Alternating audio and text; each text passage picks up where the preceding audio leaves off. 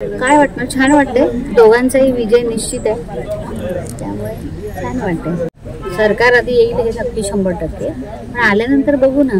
आता काय वेळ अजून, यावेळेस आहे संधी असं मला वाटतं. पण आधी 23 तारीखला मतदान हे रिझल्ट येऊ दे, त्याच्यामुळे युतीचं सरकार आलं तर नक्कीच नितेशचा नंबर असेल असं मला वाटतं. खूपसा फरक पडेल, कारण महिलांची संख्याच आपल्या जिल्ह्यात जास्त आहे, त्यामुळे महिलांचं प्रत्येक महिलेचं मत हे निर्णायक असणार आहे. त्यामुळे आम्ही जेव्हा गावागावात गेलोय मतदार निवडणुकीच्या प्रचारार्थ, त्यावेळी मी जेव्हा होते तिथे महिलांची अगदी महिलांचा उत्स्फूर्त सहभाग होता.